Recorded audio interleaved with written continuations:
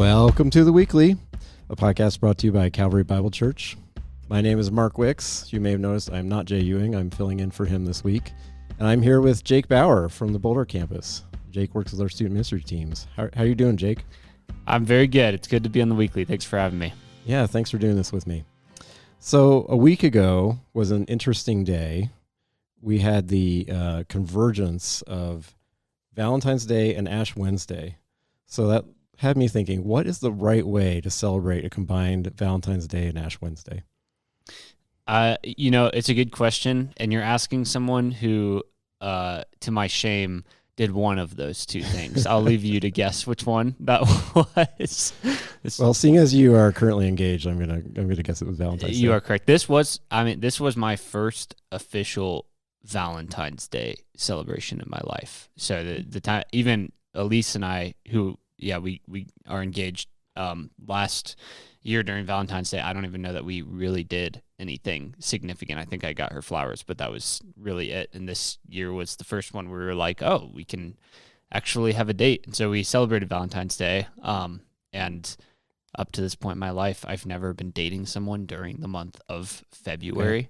And so I've never done Valentine's Day. But Ash Wednesday, I found out Friday that Wednesday was Ash Wednesday and was like, man, my church calendar is just not there this year.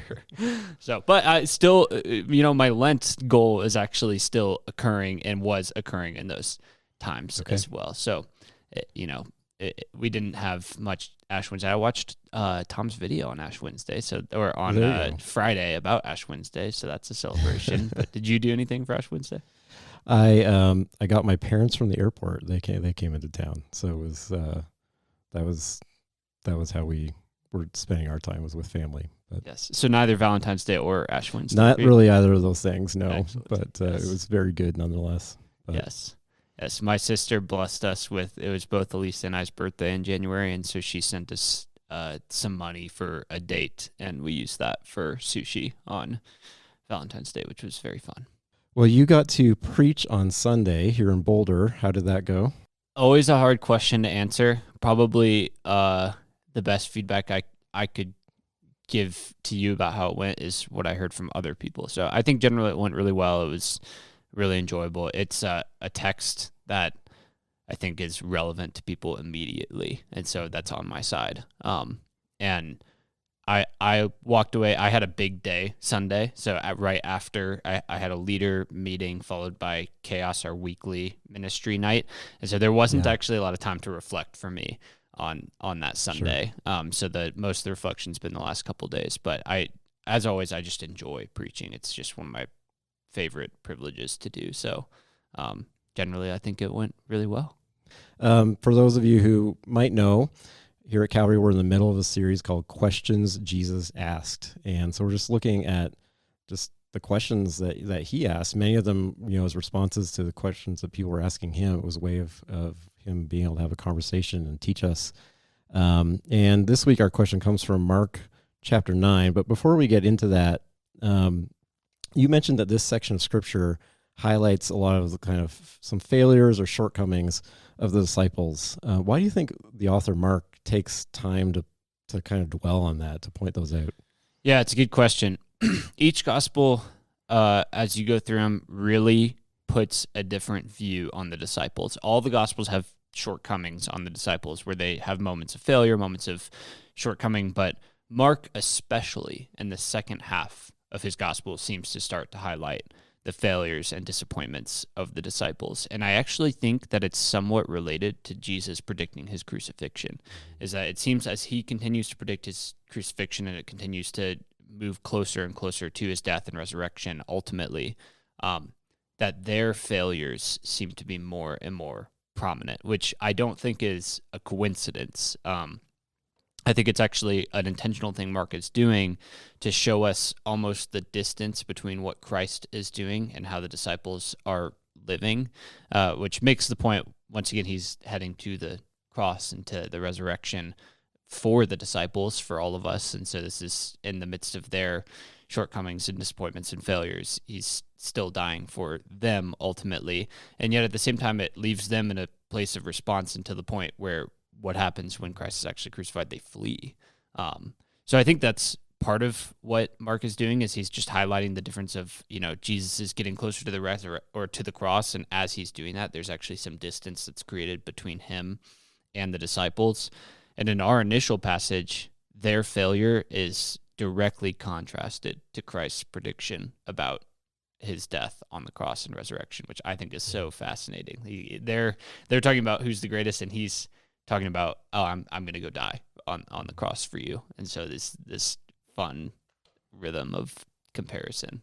Yeah, and you mentioned them talking about who's the greatest, and that's our question for this week is, they're traveling, they're on the road, and when they get to their destination, Jesus just asks them, what are you talking about? It's revealed that they're arguing over which one of them is greater than the other. Why do you think they were having that conversation? Like, is it just vanity? Is there something culturally going on? In the Greco-Roman world, I got to talk about this just slightly, but I wish could spend a little bit more time on it, which I guess is what this is for. In the Greco-Roman world, what were they thinking about when they were talking about who is the greatest? And Matthew, as I said in the message, reveals that this is a question about who's the greatest in the kingdom of heaven. So not just the greatest now, but like who in the kingdom of heaven is going to be higher in a ranking authority, which also I think is significant that it reveals that they really believe the kingdom of heaven is coming and that Christ is bringing it to them. But for them, why are they talking about who is the greatest? I think it is a sense of vanity, but it is a sense of enculturated discussion as well, that people aren't shy about wanting to be rulers, authorities. Who are the great ones in the Greco-Roman world? They were the kings. They were those who were served. That's what it meant to be great. To be great was to be a king, to be close to the king. And so they're having this discussion about the kingdom of heaven. And I think that's probably some of their motives is, in enculturated ways where they're talking about what is the culture's vision of greatness. What does it mean to be great in the Greco-Roman world? With that being said, they totally know they're wrong in this discussion, right? Like Jesus asks them, they're silent. They're not proud of the conversation they're having. They are shy about it, and they don't tell Jesus what they're talking about. So I think at least the way they're having this discussion is clearly to them wrong, which is interesting because elsewhere Christ says, you know how the rulers of the Gentiles, they lord it over them, but not so among you. And so this is another instance where he says, well, this is how the culture works in this way. To be great in the culture is to lord your authority over others, but according to the kingdom of heaven, that's not how greatness works. So I think, part of it is really the culture that they're in, and they're not unique. We're in a culture that teaches us, here's the path to greatness. Yeah. Take it. Don't apologize for it. In our culture today, I think that's dripped into everything we see. I talked about influencers. It's dripped into all of our social media. Everything we do is this image of here's how you become great. It's probably a different answer for students and for those who are working and for those who are in the family. There's always a path toward greatness, and the culture is saying this is what you have to do to be great, and they were in a culture that was telling them the same. You talked about how like Jesus asking the question is really a way to challenge them. That the questions he asks are often challenges to us to think about something, to evaluate our lives. Why does Jesus do that? Why does he use questions as kind of a challenge? Yeah, it's a good question. And I think it probably depends on the question he's asking frequently. I would say questions are disarming. They're disarming, right? Where when you're asked, if someone just came up to me and said, hey, I know you're talking about who, or came up to the disciples and said, hey, I know you're talking about who's the greatest, stop it. Or your discussion about who's the greatest, that's wrong. That's very different than leaving the ball in their court and saying, what are you talking about? Leaving them an opportunity to self-reflect. And it's oftentimes that questions are actually, in some ways, both a gentler rebuke and the harsher ultimate way of being introspective. It's harder to be defensive about questions because it calls you to reflect, and yet at the same time, there is a sense of gentleness to it where it's not an immediate address. And so I think there's been multiple times in my life where someone asks me a question, maybe about a behavior I was doing. They're calling me out for something and they say, hey, I just wonder, why were you doing that? Or when you said this, what do you mean by it? And it actually is almost, in a sense, more convicting to me than when someone just comes out and tells me, hey, this is a behavior I saw that you weren't doing well. So I think Jesus is using questions here to disarm the disciples. And in some ways, that's exactly what he does. They're left in silence, and all he needs to do is ask them a question in this passage. There's no follow-up rebuke from him besides just a corrective, here's what true greatness looks like. He doesn't linger on it. All he does is ask them a question, and they're put to silence, and he moves on. You talked about how when it comes to greatness, both our definition of greatness and our desire for greatness are faulty. And that was true for the disciples too, which is why they needed correcting. But how do you see that playing out in the world today, that kind of faulty view? Yeah, so many ways that our definition of greatness is faulty. And I'll talk from my own experience. I'm younger, so I think greatness means something different to me than it does to probably 40s and 50s and 60-year-olds. Or even people younger than me. Greatness means something different. But there's 1,000 ways where greatness is faulty in our world today. The first that comes to my mind is, I think for younger individuals, success is greatness. That to be great means that you have a well-paying and well-esteemed job. It means that you're independent, that you don't rely on anyone else financially or in any other stage of life, and that's what it means to be great. It probably means you're attractive, that you're in shape. In our culture today, these are all images of what does it mean to be great? What does it mean to be someone that others admire? It means that you're put together in all aspects of life. You're successful in all aspects of life. And so all those things are really good things at face value. Having a good job, being healthy, all those things can be really, really good things. But when they become ways where we actually create our own caste system and say, well, if you don't eat as well as I do, or if you don't exercise like I do, or if your job is not as high paying or not as high on the ladder of esteem as mine, then clearly I'm greater. So I think those are one ways. I would say over time, especially in Christian circles, family can also often be an image of greatness, where we might look at someone else's family and say, oh, they're falling apart, or their kids are so rebellious, and my kids are put together. My kids aren't doing drugs like theirs, or my kids aren't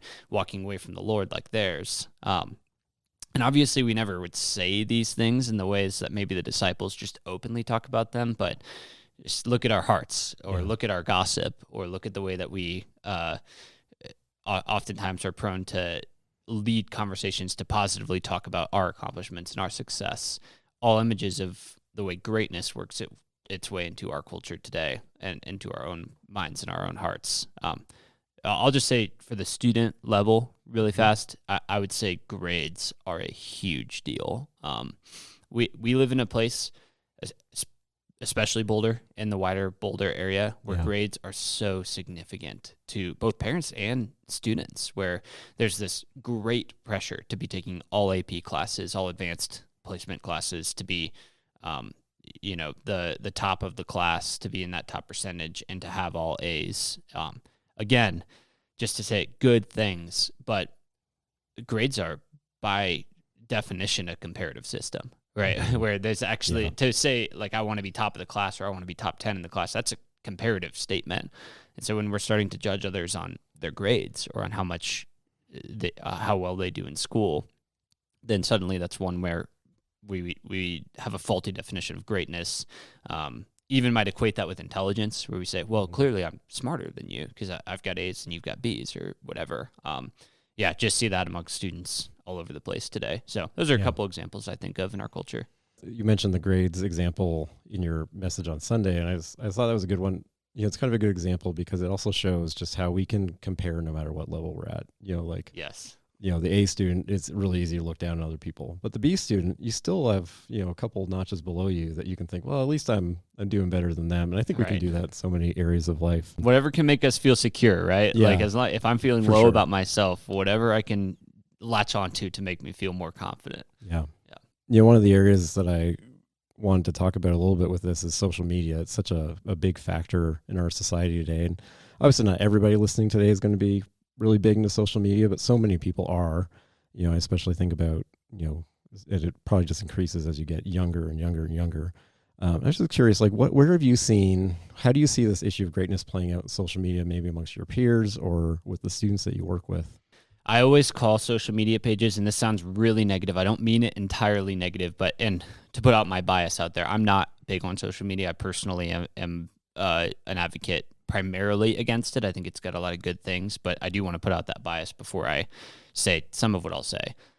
But social media is self-advertisement. That's exactly what it is. And in some ways, everything we do is self-advertisement. The clothes we wear, the way we present ourselves, that's all self-advertisement. So everyone's self-advertising. That's not entirely a negative thing, but social media is designed it's a page devoted to ourselves and to putting forward the image that we want to create. The deceptive thing about social media is it puts forth a false image, a purely positive image. We get to select what we put onto there. And so if that's true, the desire and design of social media is to create a world where we really can present the greatest version of ourselves, and according to our own minds, right? Where we could filter out, well, here's all the bad things about me, so I'll put those to the side. Here's the great things about me. I'll put forth those things. I said this on Sunday. I wish I had spent a little more time here of what's our motivation for posting what we post. I had a Instagram page in high school, and there was a moment where I was posting things, and I had this moment of serious conviction, realizing like the reason I'm posting this is so people would think I look good. Like that's really why I'm posting this. I had to delete my Instagram because I realized like I think that's why I have this page, is to present this positive, attractive, funny version of myself to the world that maybe has some accuracy to it, but really is just this falsified way of making myself look great. And most of us, if we're honest, likely have some of that motivation in our posts. Not everyone. I think there's a lot. I said this. I think there's good reasons to have social media. I think it's got a lot of value to it. I still have a Facebook page. I don't use it very frequently, but most of us post things because we want to portray positive characteristics and positive things about ourselves, and that doesn't always have to be bad. We want people to celebrate with us together our accomplishments and cool things, and to be recognized for those. But if the goal is, I just want the approval of people, I just want people to look at me and to say, wow, look at Jake, look at how great he is, or how much he's accomplished, then, I think we need to listen to that internal voice and say, is this just one way where we're trying to be great in the eyes of man and not in the eyes of God? Yeah, and I think that, like many things, it can be used for good, it can be used for bad, but we also see just so many problems, I think, coming into our society as a result of social media. Are you seeing some of those? What are some of the problems that you might be seeing? Yeah, I mean, one is the result that we think of ourselves more frequently because of social media. It's one way that we instantly and default compare ourselves to others. So we're standing in a grocery line, we're in the restroom, we're on a walk, we're anywhere, we're in our cars, hopefully not, but if we're honest, and we pull out our phones, and instantly, like, your brain has created this pattern of where you go in your phone, you open it, and you instantly click the folder with your social media, and you click the social media and jump into it. And the first thing you're doing is comparing yourself to others. So there's this default mode it's created where, well, what do I do when I have spare time? I look at other people's lives and align mine with theirs. So just the defaultness of social media, I think, is a dangerous thing. And it's a total risk and reward based system, where the risk is posting this post. How will the world respond to it? I don't know. There's risk in that. The reward is, well, how many likes do I get? Mm-hmm. And so suddenly we have a new way to evaluate ourselves based on other people's approval or disapproval, right? So I remember when I was playing the game with social media, I remember posting a post and having, when I would do that, I had this stress. that would come, this anxiety in posting it of, man, oh, how many likes am I going to get? When I would post it, there would be this initial excitement when I started to get a lot of likes in the beginning. And as they kind of slowed down, I would be like, oh, this is enough. Like, is this going to be enough likes? And maybe that's just me. I tend to doubt it a little bit that's because I think that's the way the system's designed. Right? Yeah, I think it's pretty easy to find a lot of discussion of research and statistics that would validate that. Yeah. So that's like one. It's really what I'd say, Mark, is it's training our minds to evaluate our own value based off of other people's recognition of us. I mentioned I gave an example in the sermon of like a kid kicking a soccer ball and looking to the pew or to the podiums to see what are they, on a bleachers? Soccer field? Yeah, bleachers. I'm like, not bleachers, to see his parents if they saw the goal. That's a similar thing to what I'm talking about with social media. I use that example not as a negative one, because I think there's a degree where we're designed to be recognized by one another and those we love, and we want security in our relationships. And that can be really good. But where it's like this hunger for strangers liking our posts in a pure number, where we say, well, it's not just about being liked. It's about being liked by as many people as possible. Or it's about having as many people paying attention to my life as I possibly can. And that's where I go, that sounds like a fight for who's the greatest to me. Yeah, you just kind of mentioned it briefly there, but you mentioned it Sunday too. Is just the idea that desiring greatness isn't wrong. So unpack that a little bit for us. Yeah, it's kind of confusing in some ways. It's another one where I think you could talk about that for the whole time. And I wanted to make the point because I thought it was made in the text truly, that Jesus says, if anyone would be first, he must be last of all and servant of all. And so he doesn't say, no one should desire to be first. He says, if anyone would be first, he must be last of all and servant of all. So he repacks a new vision for greatness. He doesn't condemn the pursuit of greatness. And I'm glad he doesn't, because if he did that, he'd be putting forth a standard that would contradict what it means to be human. I really think all of us have a desire to be great in the eyes of others.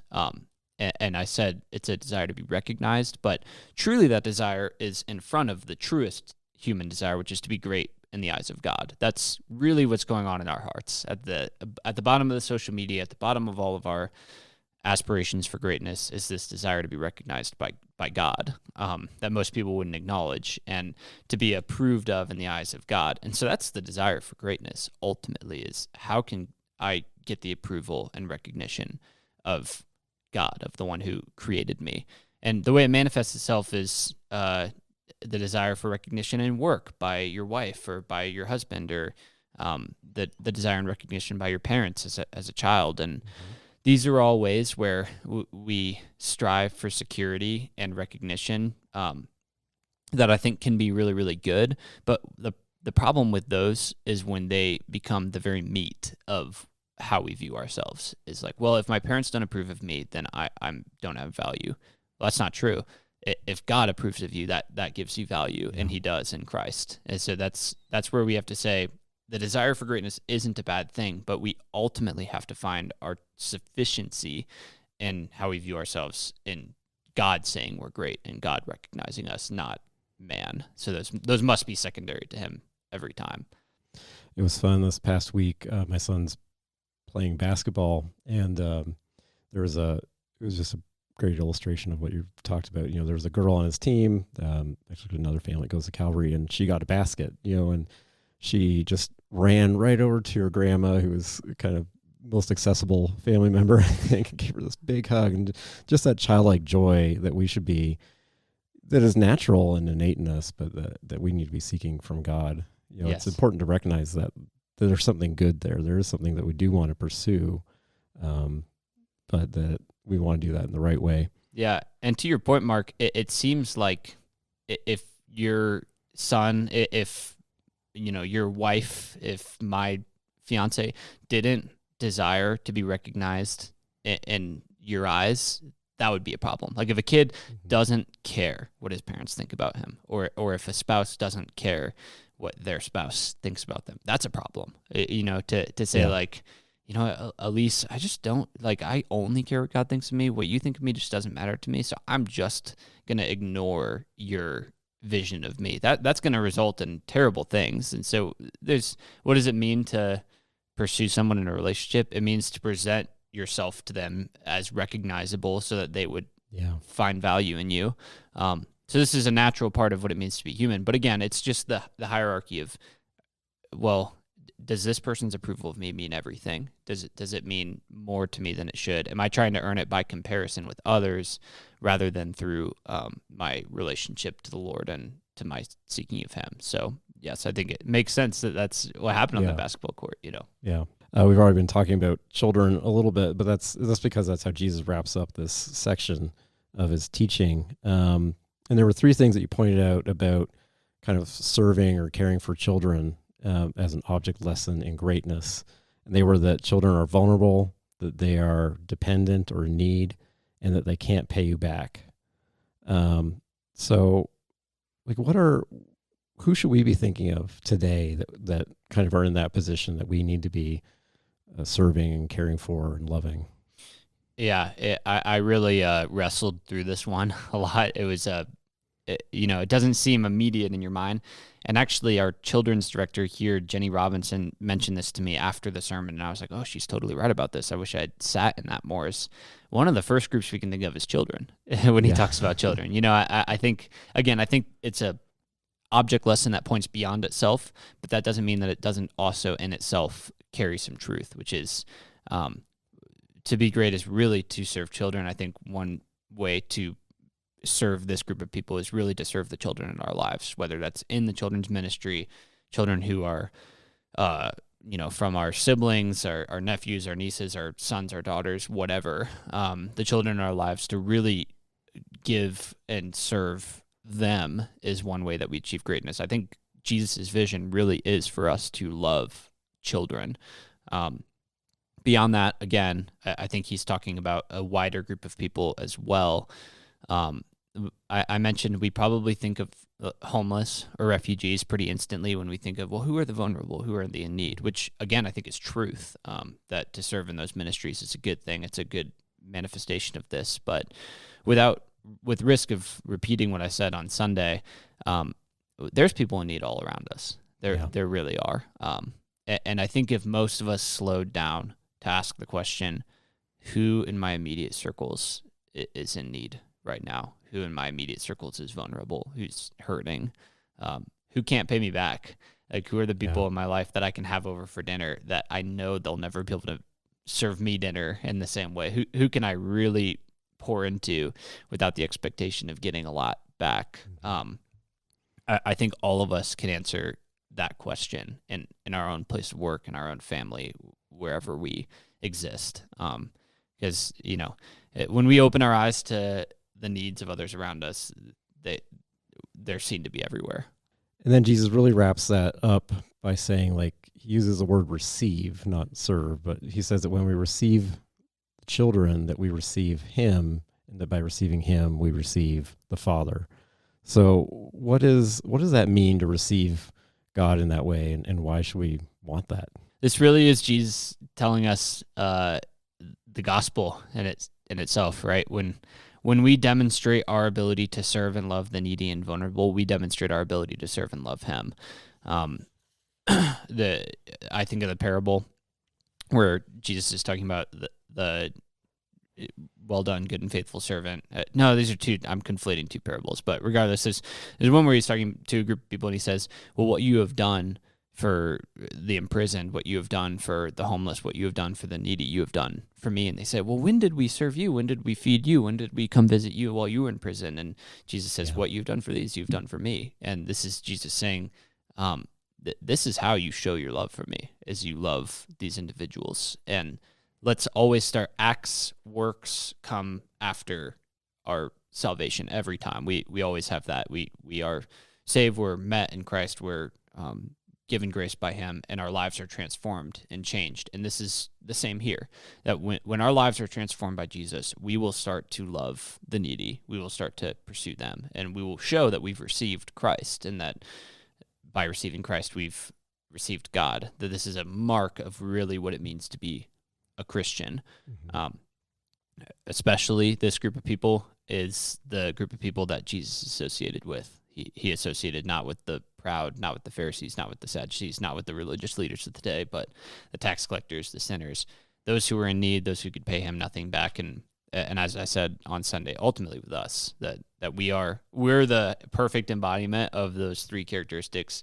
We're vulnerable, we're in need of mercy, and we ultimately can't pay Christ back for his work. Thanks for that. Thanks for being with me here today. Really appreciate it. Calvary, we are so thankful for you and hope that you can be thinking about who you can be serving and loving as we try to pursue greatness the right way. I'd love to invite you to do that at Calvary. It's not the only place you can serve, but we do have opportunities for you. You can hop online, and a great way to find out how you can serve is through our online Connect card. You can fill that out. You can ask for prayer requests there. We love hearing for you. We love praying for you. And we just hope that you have a great rest of your week.